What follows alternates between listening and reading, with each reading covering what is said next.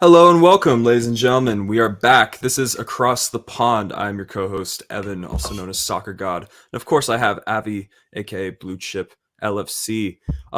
There's been a lot to discuss this weekend. It's been a bit of a crazy week for Liverpool. Why did you host when I was supposed to be me who was Oh, we'll supposed to see. bring this We'll up? see. We're co-hosts, so it's sort of like a Oh, it doesn't matter. 50-50 split. No, yeah, you're right. It doesn't matter. So don't interrupt me when I'm in my flow like that again, because I rehearse in the mirror before I take a shower every You shouldn't morning. have to rehearse. Just It's a FYI. it's for my own confidence. It's for my own You just keep mental working on health that. and You self keep working on esteem. that confidence. Go on, No, carry yeah, on. no, that's okay. Yeah, I'm just gonna get through it. So we have a lot to talk about today, and I'm so sorry that my flow had to be broken like that. Um, but it's been a while, and it just felt like the right time to get back into it. Shout out to Craig, who says Evan the Stat King. Uh, Ali's in the building. The boys are back, says Ash. It's good to be back. It's good Big to up, be Ash. back. And Abby, I think absolutely elephant in the room. It's been discussed nonstop for the last week, but why not discuss it just a little bit more? What's it gonna hurt? Liverpool's biggest ever win, 7-0 against Manchester United. I didn't see it coming. It was obviously the peak of the season for 99% of the fan base. I'm sure people would agree. Um, what were your expectations? Did I even ask you what your score prediction was before the game? Because I certainly did not see this coming, but boy, I oh boy, did. was it sweet. Thank you. Thank you for welcoming me onto my own show as Oh well. no, Thank you're you. welcome. You're welcome, co-host Thank you. 50%. Thank you for the Yeah. introduction. Yeah, no worries. Yeah, I got you. There's two stories to this. So obviously, I was in Vegas last week. We went for the UFC event, and I don't think we did a prediction, but I did say that I thought we would win 3-1. I did believe that we would win 3-1. Mm-hmm. But and I was supposed to go to where they all get together in the pub in Las Vegas, but I just couldn't just wake up on that Sunday morning. But I couldn't believe my eyes. I really couldn't. The fifth, the sixth, the seventh, Bobby, who scored the seventh. It was just majestic. It was a dream sort of finish in that particular game. Mm-hmm. We just looked up for it. We looked up for it from minute one. Ten Hag was mentioning about, oh, it's just Anfield, it's just a pitch, it's just the ball is round, it's the same thing, that we got nothing to fear. Well, brother, welcome to Anfield. That was the introduction for you, son. The welcome to the Premiership, welcome to Anfield. And If welcome, you didn't, and if you welcome, didn't, hang on. welcome to the Respect Anfield Club, might I add? Because if you look through the annals of history, you have legendary manager after legendary manager just waxing lyrical about Anfield and what it's like to play there and how difficult it is. So welcome to the club, Eric Ten Hag. It's lovely to have you. But please continue. And that would have shocked him. That result would have shocked him. That would have Mm-hmm. He would have had to go to the drawing board. Bruno Fernandes, and I don't want to go over whether he wanted to come off or not. I don't believe any player would ever want to come off, even as humiliating as last week was for them. They down tools after that second goal. They look like the United of old under the last sort of year under Oli Mourinho's last sort of year at United. They looked defeated. They just looked deflated. They didn't want to work for each other. They had given up. Lissandro Martinez, United fans have given him his name of the butcher. Anything but. He was on his ass more times than he was standing. And Mo Salah put in a clinic, like Mo does against United now. He does. He always shows up. He always shows up, grabs a goal. But the performance over 90 minutes, Mohamed Salah was majestic. Cody Gakpo will get his plaudits. Nunes will get his praise. But Mohamed Salah looked the Mo Salah of old. The pace hasn't diminished. The team looked collectively, cohesively brilliant together. Kanate's been a massive, massive boost to this team. Don't underestimate his influence. And the back four in general, Trent, Robertson, it was brilliant. And then Asim and Jean, they were like, "Oh, we've got to capitalize on this. We've got to capitalize. Let's do a show. We've got to do a post." I'll go, listen, calm yourselves. I go, let's savor this victory. Let's savor each goal. I don't want to do what most, and this is not taking any shots, just want to make it out there. Don't want to do what most do, go out and do a post match and start celebrating and hoovering and harring. I just said, guys, today, let's just savor the goals. I want to get back home from Vegas and I want to rewatch that game over and over again. I watched it 3 times in the space of a week, Evan. Just brilliant. Peter Drury, big up to Peter Drury. I know the Brits are stuck with Martin Tyler unless they're, privately streaming. I won't go into that. but we have the blessings of Peter Drury on our TV. So I know he probably won't watch this. It probably never get back to him. But Peter Drury's commentating on that game for every goal, whether he's a Liverpool fan or not. It was just amazing, absolutely amazing. Each goal, it was just a perfect game for us. Everything fell to us. And you know what? We've been saying this for a while. One team is gonna get it. A team is gonna get it, and we've never thought a big team was gonna get a lashing like the one we gave to Manchester United last Sunday. But oh boy, did we turn up! Everything that was gonna go in, it went in. It was a picture perfect moment. 7 moments of those. Yeah, the script was written. I think you could say. I would agree with you in the sense that we were maybe overdue to have a game where we accumulate like 3.5 xg and we score 7 goals. So we were overdue to have a hyper efficient performance. Can you stop this XG? I'm not interested in XGs. I see it all the time. The Dortmund Chelsea game, XG, they had 0.06. I don't have no interest. I know you love your statistics, and I appreciate 80% of the statistics that you bring to the table. But this XG rubbish, these are new era of modern fans. I'm old school. We just like how many shots they've had on target, how many shots they had off target, how many goals went in. Simple. Football is a simplicity. It's a game of simplicity. Don't please overdo this with XGs. Sorry, thank you. You may continue. And XG is a simple stat. So good luck keeping up. Yeah, so we were overdue sort of an efficient performance, shall we say, where, the chances fall to us. We convert every single one. Looking back, I remember Konate's header off a corner that probably should have gone in. Martinez blocks what could have been a Darwin Nunez tap in the first half. So, but with those exceptions, Robertson puts one wide on his right foot. Not really a big deal. But other than that, pretty much everything else was converted. And converted in style, and it was a bit of everything. Of course, the underlying factor is that it's your oldest and most bitter rivals, but it's also the manner in which the goals were scored. We're talking about some really, really high quality finishes, some high quality team moves. There was some individual moments of brilliance, and you could have given man of the match to any of 5 or 6 players, and you would have been valid. It would have been totally fair. But absolutely, Mohamed Salah, just takes such great care of himself, doesn't he? You know what I mean? Every time he takes the shirt off, you can't help but be impressed at his 5% body fat level or whatever he's rocking with. Reminds me of myself back in the day. No. You see the pictures. I've had a body as pristine as that, Yeah, but your coach said you were a lazy bastard because you didn't track back. So just want to bring up one comment. Well, two comments, if we may. Adnan Tarek, nice to have the boys back. Thank you. We are back and hopefully regularly. Both of us just were busy with stuff going on in our outside world, but we hopefully are now going to be back on a regular schedule. Leighton P says it's simple. Intensity is so important. We've been missing a lot this season, and United have been helped by it. Sometimes it comes down to simple things like running hard and winning your 50-50. Such a simple point, but it hits the target. We went to Old Trafford earlier this season. I think our 4th game in or 3rd game in this season. This season, and we just looked lethargic. We looked out of it. We were getting outrun. We didn't look at the races.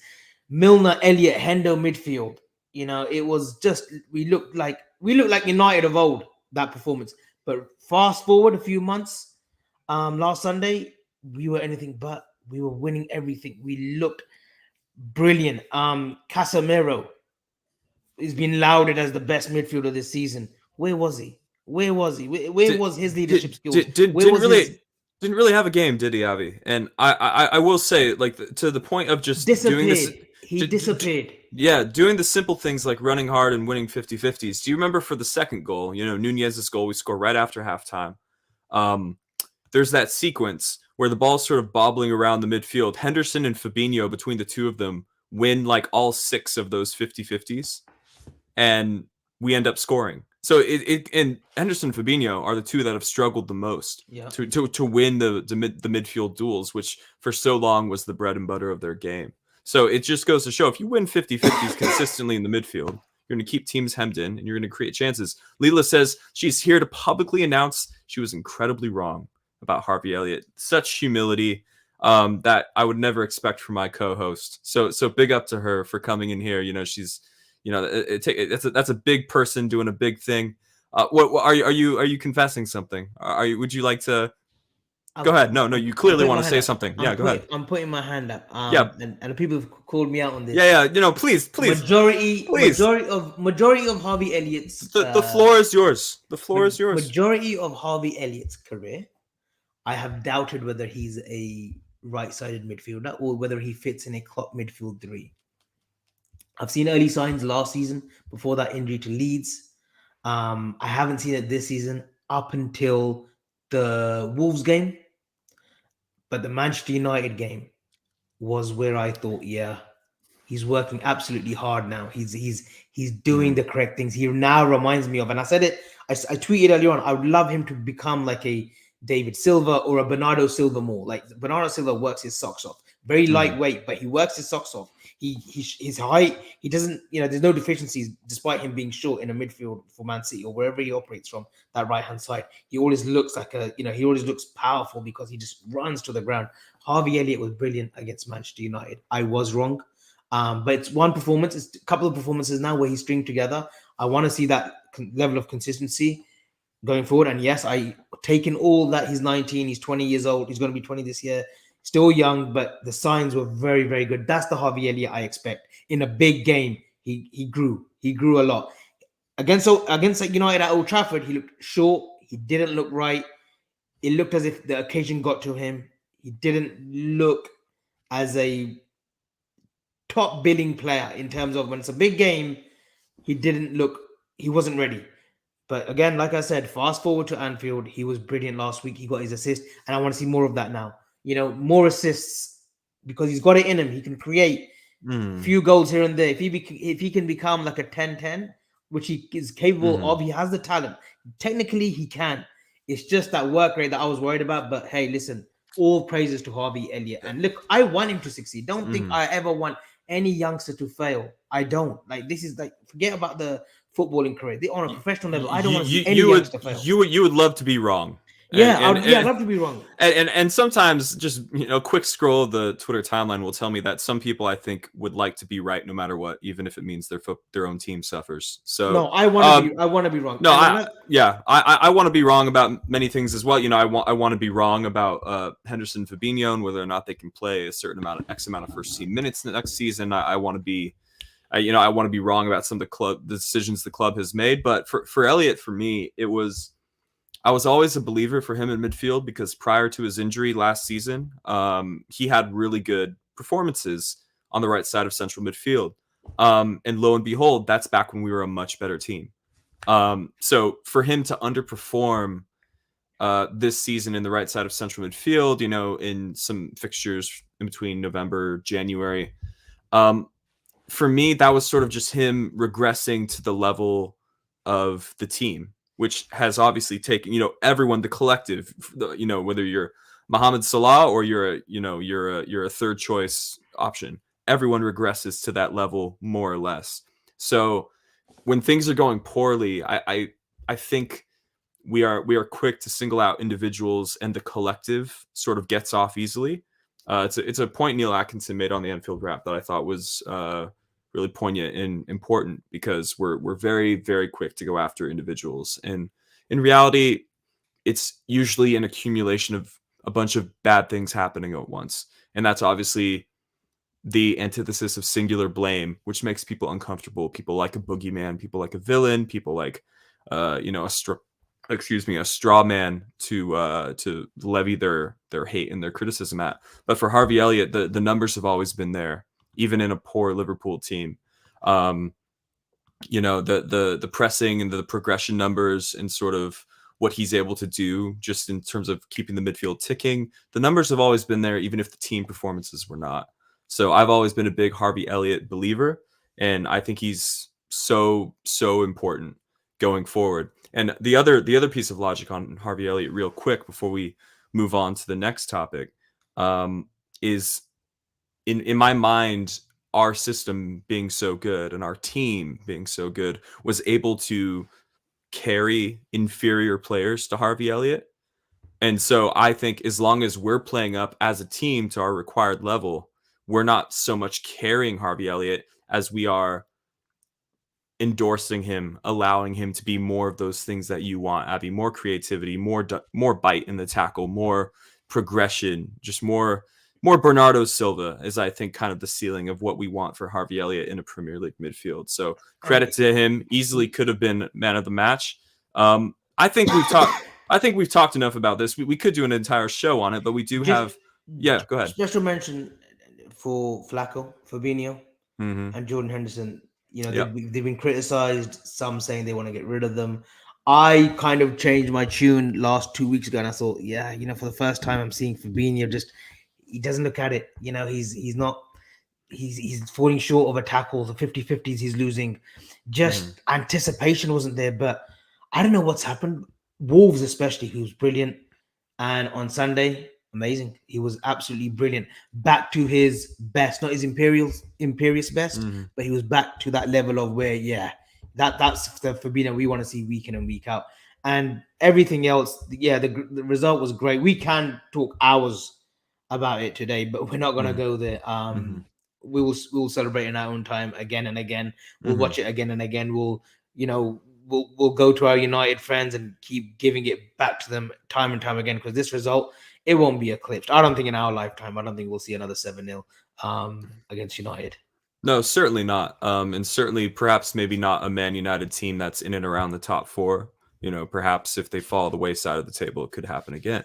But obviously, we spoke about the poetic nature of the script of that night, and perhaps the cherry on the icing on the cake, as Martin Tyler said, was Roberto Firmino, Bobby Dazzler, getting his goal. Of course, only a few days after it was made public that he is moving on from Liverpool this summer, he will let his contract run down. He will not sign an extension, and he will leave Liverpool this summer as a free agent. What more can you say about Bobby Firmino? We've prepared something of sort of Bobby over the years. Here he is, 2009. I'm gonna do the first attempt, Abby, and then you can do the second. Figueirense. I feel like, you know, Portuguese, it's Enche. I don't know. It's a Brazilian team. It doesn't matter whether they speak Portugal in Brazil. It's a Brazilian team. It's Figueirense. Okay, fair enough. Okay, and then he in 2010, he actually, not too long after this first picture, he makes the switch to Hoffenheim. Here he is in 2013, 4 years later, playing as a 10. In no way is this man a forward. He even plays out wide. He plays in the hole behind the forward. And here he is in 2015. Ian Ayer, a former sporting director of Liverpool. What were your thoughts when you saw this signing, Avi? For me, it's a where were you moment. I remember exactly where I was. I was on the couch with my dad. We were reading a Guardian article together, and we refreshed the homepage of the Guardian, and there it was. Roberto Firmino has made a however amount of money move to Liverpool. What were your thoughts? Had you heard of him? Where did you think he was going to play? How did you see it happening? So I had seen a little bit of him at Hoffenheim. He had a very good season prior to the one after, because he had been sold, but he scored like 22 goals in one season. I thought, oh, he's a good player. He drops back a lot, played as a 10 more at Hoffenheim. At the same time, we were close. Just before this, ENA flew out to Brazil. I think they had Copa America or something. They were in a competition, I think Brazil. Hence he was wearing the Brazilian shirt. They were somewhere, and he flew over and got this deal done. But this came as a true surprise, because we were on the verge, if people remember, of signing Memphis Depay. Fortunately for us, I think United again came at the 11th hour, that they've done so many previous times to us, and sort of literally snipped him from us, because there were talks. I think Memphis has confirmed that I was close to join Liverpool. Thank God, Evan.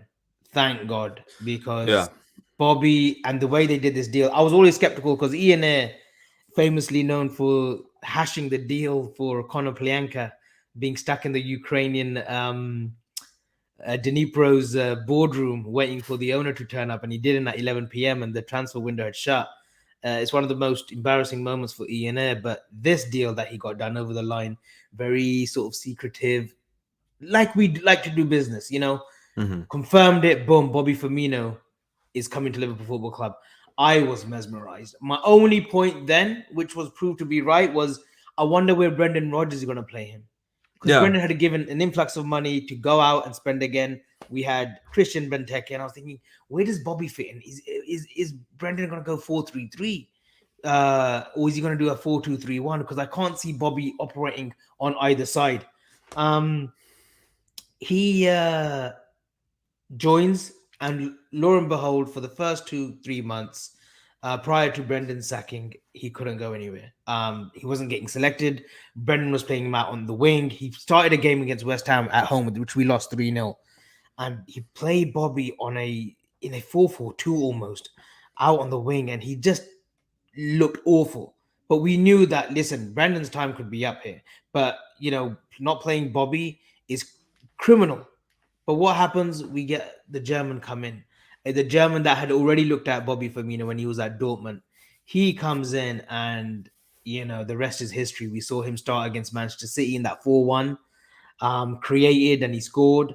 And then after that, he never looked back. Bobby's been an integral part. I do feel that his time in Germany, I always say that Bobby Firmino really was manufactured and engineered in Germany before he got to England. He's not a typical Brazilian. He's not full of tricks and everything. He's got it in him, but he's all about hard work. He's all about discipline. He always intelligence. He's always about that. He never gives up. And he's 31. He's gonna have a career, unlike some Brazilian forwards that we know, that the party lifestyle takes over. But Bobby has always stuck to his guns. He's a very disciplined footballer. He's got a great family life. He's very grounded. And there's words we can go on and on. The best compliment I can pay Bobby, he could have played in any era, Evan. He could have played under Bill Shankly. He could have played under Bob Paisley. He could have played under Joe Fagan. He could have played for Kenny. That's how much I appreciate Bobby, and that's how much I know that Bobby, in any era of this Liverpool Football Club, this institution, he would have he would have played in any era. And he goes with blessings. There's no hard feelings. There's no animosity towards him leaving. I wish that we could have given him another 2 years, because I feel that he would have matured like fine wine. There was a player similar to him, Teddy Sheringham, played until 38, 39 at the very top level. I think Bobby's got that in him. I think wherever Bobby goes, and he'll go to a big club, he won't be short of offers. Talk of Atletico Madrid, maybe going back to Germany, could go to anywhere in Spain. He fits any team. That's how good he is. Yeah, I think you make some really good points there. The first being, when he signed, I remember thinking, cool, here's this attacking midfielder from Germany who's been getting some hype. I recognize him from Football Manager and FIFA. He turns into a great player and all those things. So it was exciting, here's sort of this in fashion sort of signing. But it comes at a time where Liverpool, both in terms of leadership and identity, tactical identity, are in limbo. We had come out of the 13-14 season where we were this fluid attacking machine with Suarez, Sterling, and Sturridge. We obviously lose Suarez to Barcelona, and then Sturridge is injured for the entirety of the next campaign, basically. Our strike force is Sterling, who's not a striker, naturally. Balotelli is a disaster signing. Lambert's a bit pointless, and Barini's kind of just there. So Liverpool don't really have any sort of attacking identity in 2014, 2015, as Rodgers tries to rebuild in the post-Suarez. We didn't know it at the time, but it really was the post-Sturridge era as well. So it becomes even more confusing when you go for an attacking midfielder like Firmino alongside a target man like Benteke, and then you're also trying to get the most out of Philippe Coutinho, and you have also sold Raheem Sterling as well. So you've had some high-profile departures. One of your star forwards is never really going to come back. You replace him with Benteke, a guy who's not really how you've been playing for the last few years. And then you have Firmino, and it's sort of just like, how is it all going to stick? And initially, it did not in any way, shape, or form. Rodgers does not last long in 2015, 2016, and Klopp is brought in. The false nine occurs, and the rest is history. The other good point that you made, Avi, is that Firmino is definitely a product of the Bundesliga, and specifically a really cool era of the Bundesliga. Klopp has brought pressing football to the Bundesliga in this era. He signs in 2010. Yeah, that's like the Klopp's Dortmund are coming into their ascendancy during this time. And if you aren't pressing in the way Dortmund are pressing, to a certain capacity, it's a sink or swim situation in the Bundesliga. So Hoffenheim sort of adopts that, and Firmino is in his key development years, he becomes an industrious attacking force, very far from the stereotypical things you might associate with the Brazilian style of play or Brazilians as personalities on and off the pitch. Couldn't be further from the truth. And so I'm really glad you brought up the era that he is sort of maturing in at Hoffenheim, because that's a really good point. And that Klopp obviously gets a very good look at him. And that makes him very easy to integrate into this new Liverpool team. And I think here's a quick question I want to pose to you before we end the Bobby segment. How long do you think it took the fan base, even with the success of Firmino in the false nine and Klopp system, how long did it take them to move away from this idea that we needed an out and out forward all those years? Because we clearly didn't. But I remember in 2017, 2018, as late as those years, people saying we need Higuain, we need, Immobile. We need someone like an out and out central striker force, because Firmino is not going to pick every lock. It baffled my mind, because it's just like, this isn't going to happen. That's not how we play. Was it surprising for you to see people calling for an out and out forward, even when the false nine era was working out so well? I wasn't surprised in the first 2 years, because our number nines, we've always been accustomed to Michael Owen, Robbie Fowler, Ian Rush, great strikers who would score 20 plus each season. Mm-hmm. But Bobby came in, and then the first season, I think he gets 10 goals. Second season, he gets 11 or 12, but Mane's there too. And then Salah comes in. And Salah and Mane are getting the goals. They're scoring, consistently. Salah still is, but Mane and Salah were scoring 20 plus, and Bobby was being the perfect foil for them. That's when people stopped. After, I think, the 2017, 2018, maybe even still after Kiev, people thought we still need a goal-scoring striker, someone that can just get the ball in that box. But Klopp had other ideas. Klopp operates a different way. He knew that Salah would get us 20. Mane would get us 20 plus. Mm-hmm. Bobby's creating the space for them, and he's being the perfect foil. He will assist them. And Bobby, in that 2017-18 season, he scored 27 goals in all competitions, and we still weren't winning. We didn't win anything. But what he's done, he's set up the blueprint for the next up-and-coming number 9, or the next replacement, who we believe it's taken me a long time to be convinced, but I certainly am being convinced week in, week out by Cody Gakpo, who has learned in the last 2-3 weeks. He's come on a long way. He's learning to drop back. He knows how to be more creative. He's driving with the ball. He's making yards up. He's creating space for Salah. He's linking up plays, intricate 1-2s. He's going to get so much better.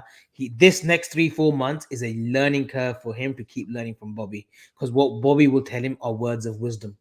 And Bobby Firmino, like I said, that number 9 role, he has set the blueprint. Now we refer it to as the Bobby role. Who is next in line for the Bobby role?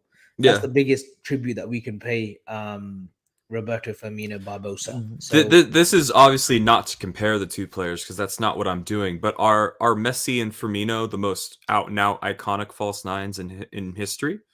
When you think of false nine, you think of those two players, in my opinion.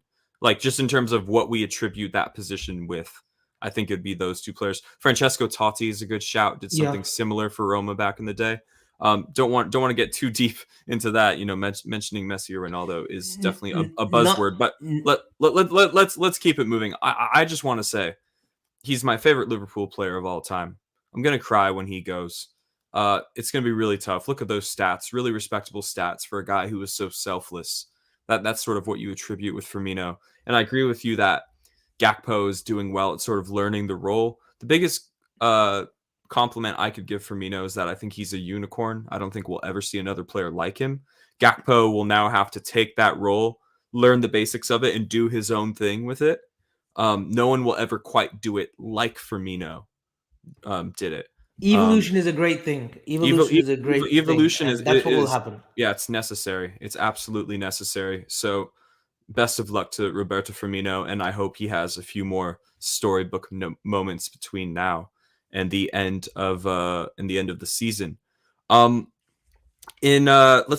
forgot we have a super chat here from Ash, who says, have either of you been asked to do match of the day? Avi was I don't know, I guess they didn't want his services. I I don't want to go into it too much, but everyone knows my thoughts on the Tories. I've tweeted many times years before about what I think of that political party, but no, we haven't been asked to do much of the day. I don't think. I think they'll cancel it before we know it. Before the end of the night, I don't think there's anyone who's put their hands up and said they might offer their services. No Americans allowed on match of the day. Unfortunately, yeah. If we were on the other side of the pond, if we were across the pond, hey, we might have gotten an invite, but we didn't. So let's move on into a more an off the pitch piece of news. Mike Gordon's back, Avi, after taking a bit of a sabbatical. I've got a bit of a cough today. I've got a bit of a sore throat today. Yeah, it's the Vegas hangover you're still dealing with. It's perplexing, Mike Gordon. There's a guy who's put in a fucking comment. We won't put it up though. It's from Jimmy Khan. You might want to read it. You might not know, Evan. He's a guy sicker, but it's actually it's not funny, but. Okay, then we won't bring it up. I don't know. I'm not even going to look for it because I'd imagine it's something embarrassing about Mike Gordon, yes. Mike Gordon, please. He's back. Whether that was to do with just he's stepping back while we were looking for a buyer and we didn't get one and now he's back, or it's personal reasons, whatever. The bridge between FSG and Liverpool is back to doing day-to-day bridge activities. I can only take this as a positive thing. Mike Gordon has done a good job, in my opinion, being the bridge between Liverpool and ownership. Very good job. That's putting it lightly, to be honest. He probably deserves better, more affectionate words than that. But he's back, and this might indicate that Liverpool. Here, I'm gonna be optimistic as I possibly can. Maybe Liverpool are trying to put the bow around some pre deals for the summer, get some early deals over the line. And to do that, they need Mike Gordon being the bridge between the two camps once again. Maybe some money has been found. Maybe some minority investment stake is being finalized, and this puts him back into the role. I can only see this as a positive thing. Whether it's indicative of huge changes coming to Liverpool in the coming months, or whether it's to do with just nice to have him back. It can only be a positive thing, right? Yeah, 100%. We know he's like the orchestra, isn't he? And he has a very close relationship with Jurgen Klopp, which goes beyond a working relationship. We've seen him often at hotels having drinks and stuff from the pictures that get released and whatnot. So I think it's great that he's back. And it might just be that he was suffering from exhaustion, just wanted a break, and people were putting two and two together that he's facilitating a takeover, and Billy Hogan's got more of a hands-on role. But I think it's great that Mike Gordon has resumed his normal day-to-day running of Liverpool Football Club. That could suggest that investment is coming very soon. We know that John Henry did an article this week with one of the Echo journalists, Dave Powell, very respected. And he basically said, look, we have literally advertised the club. We've given a proposal of what we expect from investors. And hopefully there are a serial money-rich investors coming in to plow money into Liverpool, but plow money into Liverpool for transfers. I don't want people to bring money in for the day-to-day running of the club. We self-generate ourselves into a very profitable revenue. We've seen all the figures, we've seen all the papers. We want now money for transfer funds. That's what we want. We want the moolah. We want Johnny Boy to start putting money into the funds. Whether we go in the red zone for this summer, I don't care. But we know that it's a big task to get back to the top. We're not far off. We're not far off when everyone's fit. But that's the thing. We're holding on to everyone fit. We need a squad depth. We need someone like a Gavadiol to come in when Konate is injured or Van Dijk needs a rest. Unfortunately, Matip is 31 now. I think, time's calling on him to maybe go back to the Bundesliga or Italy. Joe Gomez, he's had horrific injuries, the poor fella. I'll always be one of his biggest supporters, but I think there could be offers for him in the summer where we say, Joe, I don't think you're going to reach that level with what we expect at Liverpool Football Club. So, your time's up. We've got defenders out on loan at Bristol Rovers, one that I've been advocating for, Jarrell Quansah, who's a massive talent. So, we want to buy the sort of puzzles of the jigsaw, and we now need to spend big. I don't want to look at second, third options. We've done that in Klopp's tenure for the last 5-6 years. We've got to go for our first choices. Everyone knows who they are. It's not rocket science. Jude Bellingham's one. Gvardiol has been looked at. I believe Mateus Nunes is probably a close signing, and Klopp wants him. So if Klopp wants him, we want him. And there's now talk of investment coming from maybe Singapore. GIC's name has been linked. I don't know anything in particular. I'm not saying I'm an ITK, but I don't know what's happening there. But they hold over reserves of nearly 550 billion. So that's reserves. We're not expecting that to all the Liverpool's bank balance. That's not going to be transferred. But we expect big backers now to maybe come as a partial investment, leading up to an eventual takeover. Yeah, absolutely. You kind of want to, you want to take people out to dinner before you get in bed, so to speak. It's a curious time for Liverpool financially. We're in a position of great financial strength. Like you said, we don't need money for infrastructure projects. They're already finished or in the process of being close to being finished. So it's really just all about emptying out the wage budget a little bit and bringing in some fresh bodies. And to address your concern, Avi, about you only want us going after primary targets. That's sort of been the bread and butter of the Klopp era in a lot of ways. When it comes to the transformational signings, they are content to wait, and they've shown that they're content to wait. They didn't get Virgil. They waited 6 months for him. They couldn't get Tchouaméni. They ended up getting nobody. So it's something that I don't think we have to worry about, because the truly big fish will be waited on.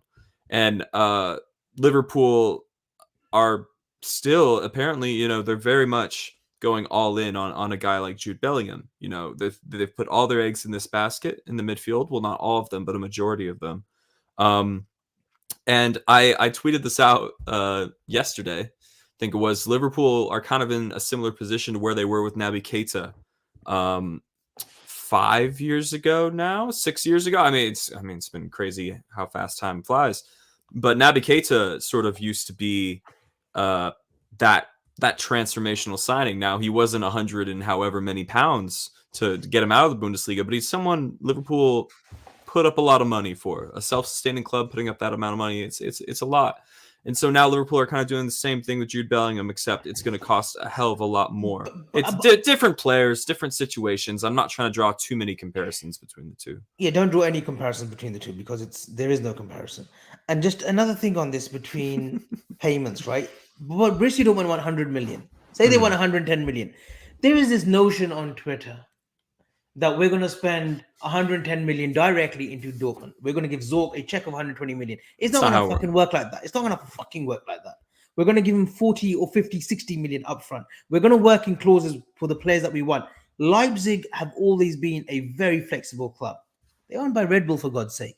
Gvardiol will be 70, 80 million. We're not going to pay 70, 80 million. It'd probably be an outlay at an initial 40 million in payments. And then you set your clauses. You have expected clauses that you'll definitely meet. And then you have some unrealistic, maybe, after 2 European Cups, here's another 5-10 million offset, for the transfer fee of whoever it is, right? Same with Virgil. We did not give 75 million to Southampton from the off. We worked in clauses. That's how football works. That's how money works. So I think we'll have an initial outlay. I don't think the numbers being banned that we need 300 or 400 million this summer. No, we don't. We just need to be smart with the money, and we need to secure these deals very early. Players like Jude Bellingham is not short of massive, mammoth offers. I believe that Manchester City, a club of that ilk, or Real Madrid, are ready to pay Jude Bellingham 300, 350 a week. We won't be paying 350, 300 a week for Jude Bellingham.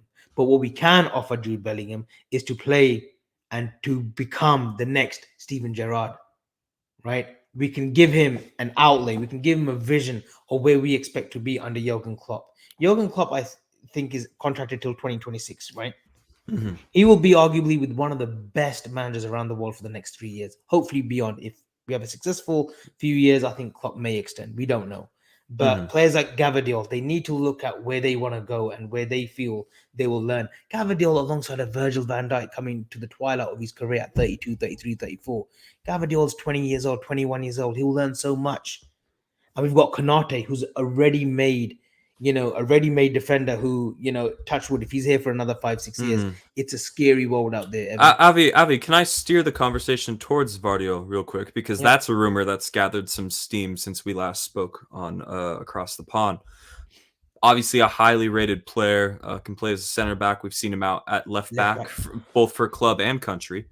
Got skinned by Messi in the World Cup. No shame in that. No shame in that. That happens. Yeah, no shame in that. You didn't need to bring that up. You didn't need to bring that up. No. It reminded me of the World Cup. It's a rite of passage getting skinned by Messi at a high level. It's like a blessing these days, isn't it? No, yeah, absolutely. It's a sense of validation.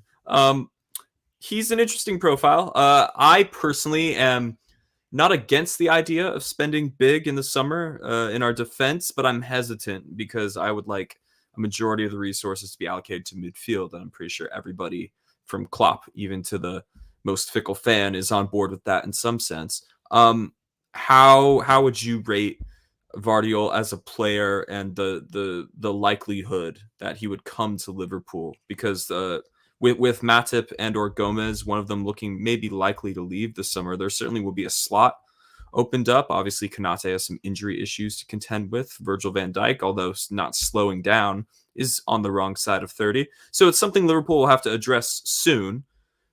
Is it an imperative thing to address in the summer, or is it more of like, if we can get it over the line, let's get him?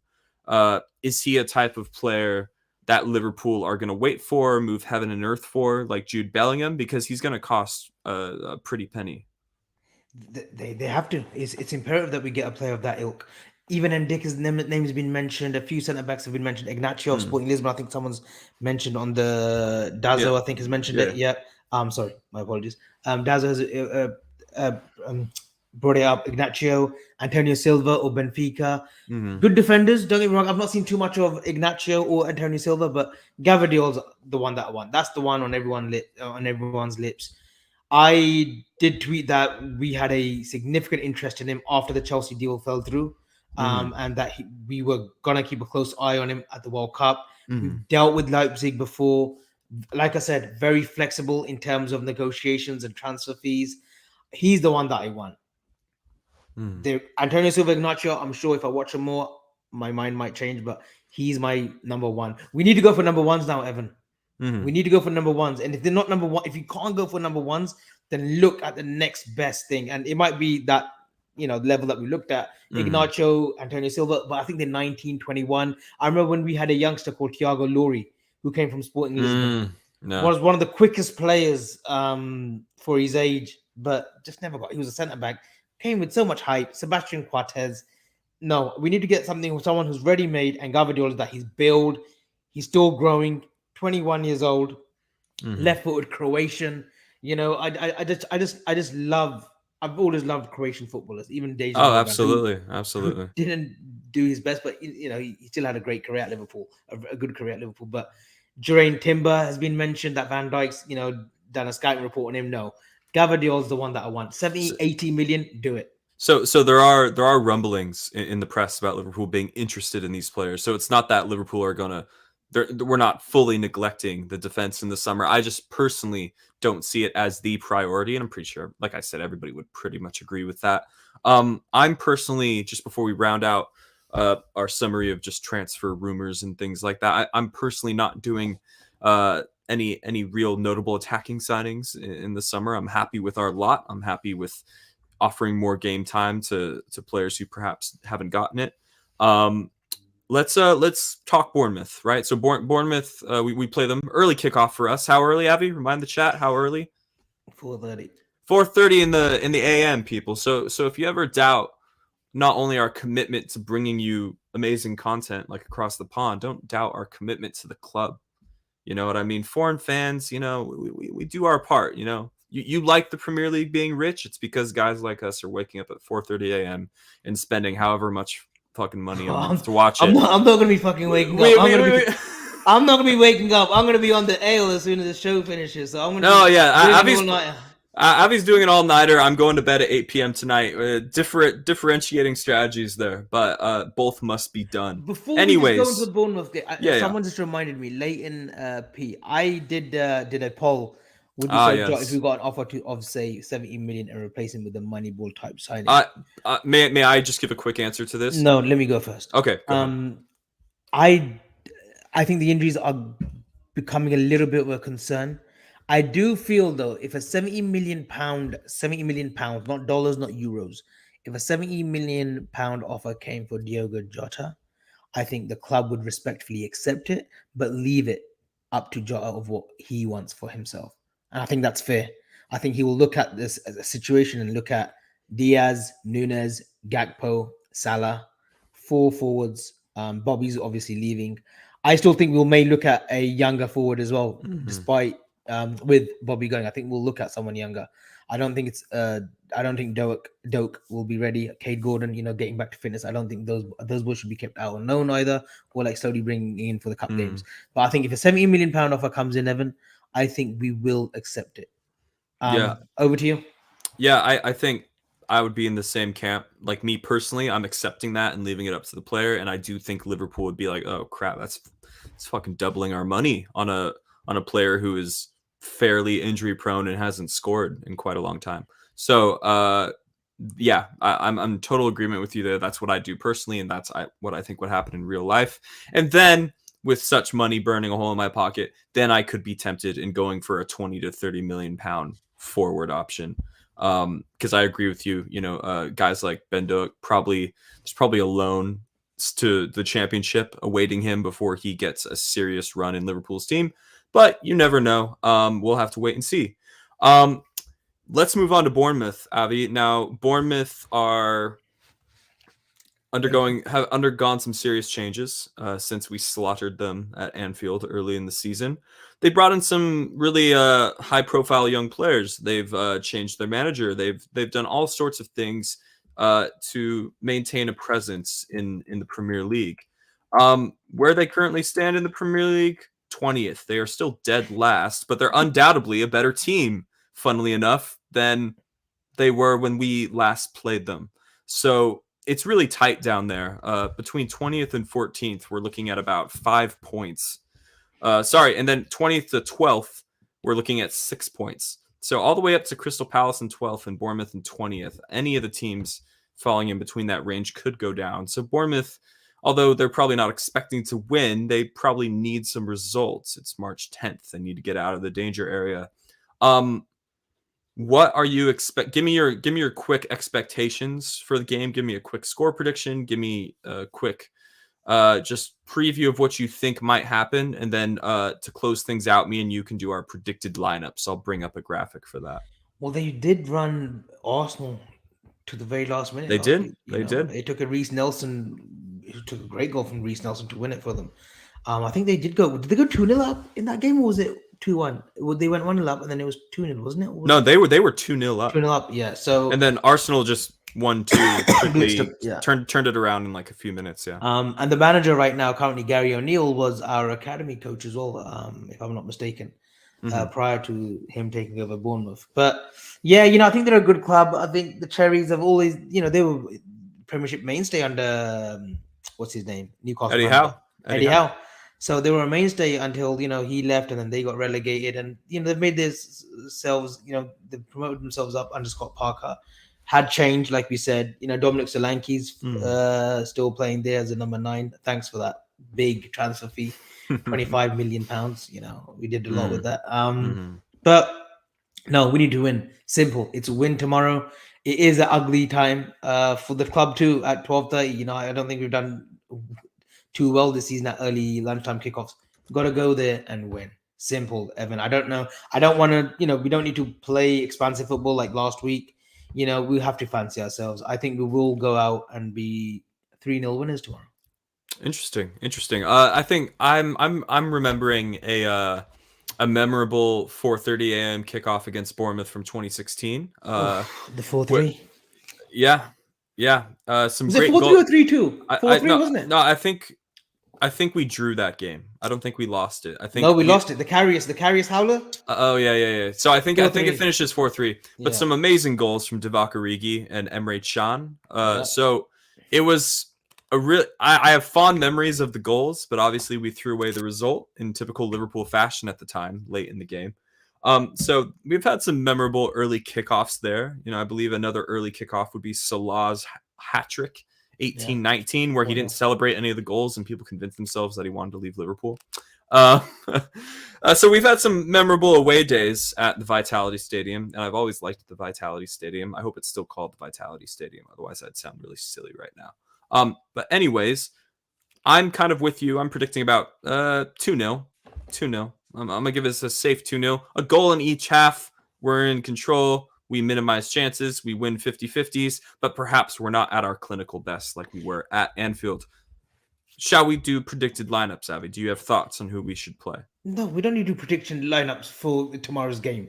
Fuck's sake, it should be the same 11 that we played against United. We don't need to do a let me pose this question to you then. Since you don't want actually wait a minute with Real Madrid on Wednesday, and that's why I made the fucking graphic. Can I give you my Real Madrid prediction? I've gone for 5-1 at the Bernabeu. Liverpool will score 5 goals on Wednesday. I will come back to this and we'll clip this as well. Like someone just mentioned, Avi is the oracle. Yes, I am. Yes, sir. Actually, you know what? There could be a few changes, Evan. There could be a few changes. Can you see now why I made a fucking graphic for this exact situation? Because I was just like, hey, Avi, we have another important game after this, and there's all these factors, and we have to rotate. Can you see now why I wanted to do it? I did doubt you. Okay, yeah. So be quiet and let me do my thing. I'm gonna share my screen. Shall I give you my first 11? Yes, you're gonna go first. Actually, so sort of here's what I'm doing. Here's how I've set it up. I think Diaz, Thiago probably not going to feature. The question, Avi, how serious are Liverpool taking Madrid? Rotation needed, and just how much? What are you doing? This is kind of what I'm coming up with. I think Henderson and Robertson are going to be rested because they're obviously going to play. Oh, shouldn't I give you my thoughts on your team instead of you just glamorizing over your team? No. I'm quickly going through my team. You can tell me what you would change afterwards. This is how this works. I don't know. You're getting so ahead of yourself. It's like guys. It's like he wants the stream to end. I'm having the time of my life here. He clearly haven't had a drink yet. That's why it's 3 o'clock. 2 o'clock nearly. I haven't had a drink. Okay, so Avi can get his hit. Let's wrap this up. Robertson's going to be rested, in my opinion. So will Henderson. They're both going to do 90 minutes at the Bernabeu. I think we're going to bring Keita back in.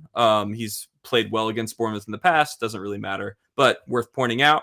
Fabinho, I think, can play, and then you can make a sub at around 60, 70 minutes. I also think, in the interest of us having to overturn a large deficit of goals, Elliott will play at the Bernabeu as well, probably because he brings that offensive creative edge. So I think he will be rested, as will Cody Gakpo, who's played a lot of football recently. Okay. And also, if we are to will Jota back into form and back into match fitness, he needs to play high-level games. So that's why I have played him there as well. Trent, Van Dijk, Konate, Alisson will go unchanged. Avi, what are you doing differently, if at all? I love your back 5. Thank you. I think that's fine. That Costa's coming in for Robo. Thank you. Get fucking Naby out. Really? Good boy. Yeah, get him out. Oh, what wow. Are you doing putting him in? What do you mean? I don't think we'll see Naby. Okay, who's playing? Who's playing then? I would go with Fab. Obviously, my boy, Bajicic. Okay. And I think you'll go with Hendo. Okay, fair enough. So Hendo plays? May go with Hendo, yeah. I know it's boring. It's not inventive. I think Bajicic can give us that creativeness because he can play as an 8. I believe that will be his true position in this football team after your poll. Evan did a poll, ladies and gentlemen, this week saying that there's a possibility that we could loan up. No, I did not say that. I did not say that. This is why you give us Americans a bad name when it comes to soccer and football. With statements like that you feel that Bajicic's football time will be limited next season. Absolutely dross. Shut up. And your front 3, I agree with that. I actually thought you made a great point about Cody Gakpo, Jota, Nunes, and Salah. I would love, for Klopp to give Fabio Carvalho or give us a reason of what the plan is for Fabio Carvalho. What is his plan? What is his action plan going into his Liverpool career? Does Yeah. he need to bulk up? Are we working on a specialized program for him to be integrated into this team? Because I know that there's flair in him. He can play that 10. He can play off that left. I just want him to play, to give us a glimpse of what he can do, because I don't think he's had a fair crack in this Liverpool team. But I agree with all that. But I think Hendo, Fab, and Bajicic. Okay. I could see Elliott come in. I could Yeah. see Elliott, Fab, and Hendo as well. I think Klopp could be thinking, you know what? Let's just make sure we get the 3 points. I'll assess on Saturday night, Sunday morning, of how the players are feeling before we fly out to Spain. And it wouldn't surprise me, Avi, if we go unchanged from United, because Klopp, as much as he values, fresh legs and all that, he also values momentum and rhythm, and maybe he wants to maintain that, because obviously we have to keep things going. So this reminds me of situations in the past where we thought rotation was necessary due to fixture congestion and things like that, and then lo and behold, Klopp plays the exact same team. Is there Aaron Talvari? Hope I've not butchered that name. Apologies if I have. Is there a chance we could see Curtis Jones? He did come on against Manchester United. Is there Curtis Jones could play. It's tough. It's just tough to see how Curtis Jones, Carvalho, or Milner get into this team. There's many question marks there. It's tough. Also, I have to defend my honor. I did not put out a tweet saying that Bajicic should be loaned out.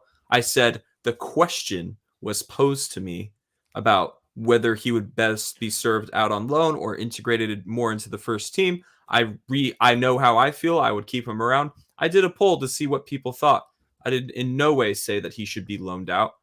So Avi's just trying to, flame me, destroy my reputation. I would never do that. Come on. No. But you just did. You just did. Anyways, so this is I could agree with this. This is our compromised lineup. We've taken. You did it right. You did. I like it. We've put Henderson back in. We've taken Keita out. Keita's days at Liverpool definitely looking numbered. And ladies and gentlemen, that is about it that we have for you today. It's been a lot to get through. It's been mainly positive. In previous, we started across the pond, sort of in the pits of despair, didn't we? Sort of in January. Oh, tough era, tough times, really, really tough times. But now things are improving. And I'm feeling a little more ballsy about a legendary Bernabeu moment, though I'm keeping my feet firmly planted on the ground. For those that are not believing, believe. For those that didn't believe that we would beat Manchester United. For those content creators that didn't give us a chance against Manchester United, believe. We put 7 past Manchester United. If we can put 7 past this Manchester United team, we can put a few goals away against Real Madrid. Konate's back. Wrap him up in cotton wool after the game at Bournemouth, and let's just go for it. That next Wednesday, there's going to be something mythical. There's going to be something magic that happens. I promise you guys. If not, I want you all to come back in the comment section and say, Avi, you were talking out of your ass, son. Guys, like and subscribe if you haven't. We are on our way to 5K. This is still a relatively new channel. Across the Pond is going to be a staple show. It's going to be a regular show now. Hopefully, if Evan is okay and he gets over his what can I say? His lifestyle. He has a bit of a party lifestyle. He does. Do I? This is the first I've heard of it. We'll be back every Fridays. Please like and subscribe. We are on our way to 5K. Spread the word.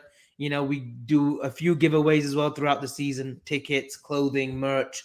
So please like and subscribe. Evan, any words? Because I've got to do a show tomorrow with the lads. Gene is back tomorrow, actually. I'm going to pull his leg, and Asim will be back. And then we've got our Red Zone on Sunday, up and coming Sunday show.